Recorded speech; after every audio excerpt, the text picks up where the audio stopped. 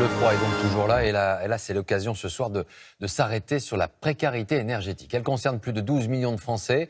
On y retrouve des ménages modestes, des étudiants, des femmes seules avec enfants ou encore des personnes âgées. La plupart dépendent de leur bailleur ou de leur propriétaire.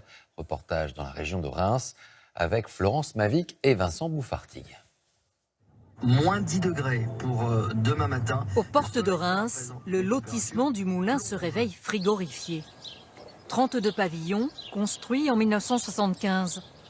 Certains sont loués par un bailleur social à des familles aux revenus modestes. Parmi les locataires, voici Delphine Picot. Ça réchauffe, parce qu'à l'intérieur, sinon c'est le plaid.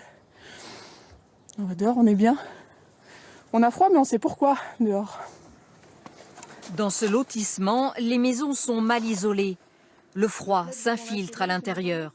Chez Delphine, le matin, il fait 16 degrés. Pour limiter sa facture de gaz, elle utilise un chauffage d'appoint qu'elle transporte d'une pièce à l'autre. On le monte en fin de journée pour avoir une température relativement correcte dans les chambres. Je suis pas frileuse de nature, mais voilà, pour dormir, c'est une couette et c'est 2 couettes.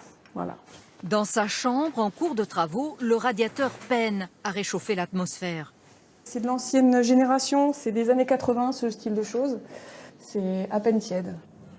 Même en chauffant peu, sa facture de gaz s'élève à plus de 348 € tous les 2 mois, 1/5 de son salaire. Subir le froid, c'est bien plus qu'un inconfort. Cela pèse sur la vie quotidienne de la famille. Les 2 filles, c'est moins de loisirs, c'est moins de sorties aussi. C'est pas parce qu'on est dans du logement social qu'on doit être oublié et qu'on doit avoir froid. Dans la maison voisine, Bonjour Colette, vous mettez pas lorsque au froid. Colette Golsic reçoit ses visiteurs, s'est emmitouflée dans des châles. Selon ses calculs, elle aurait prélevé l'année dernière sur sa retraite 1 900 € pour le chauffage. Si on veut avoir 20, il faut au moins mettre le thermoteur à 25. Hein. Il y a des gens qui viennent des fois contrôler les radiateurs, voir si tout va Ils bien. viennent voir, c'est déjà pas mal. Hein, mais non, ils font rien. Parmi les 12 millions de Français en situation de précarité énergétique, 35% sont des locataires.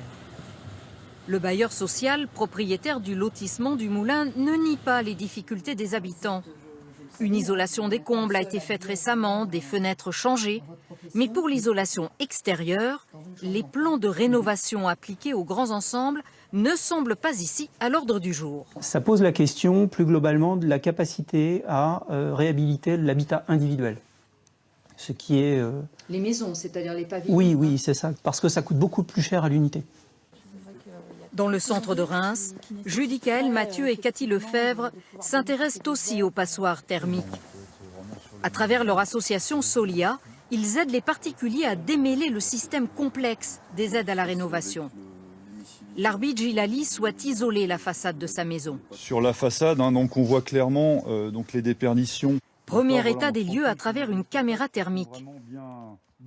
C'est la chaleur qui sort de la maison. Là, vous êtes en train de chauffer les petits oiseaux. Une maison des années 70, on se dit ça vieillit toujours bien vu que c'est encore là. Et puis après, effectivement, quand on y habite, on se rend compte des choses qu'il y a à faire, des améliorations qu'il y a à apporter. Ouais. On va pouvoir facilement diviser la facture d'énergie, enfin les consommations d'énergie par 2. Hein. C'est une bonne nouvelle. Les températures seront glaciales. Rénover près de 8 millions de logements en France dans les prochaines années, c'est le défi lancé par l'État.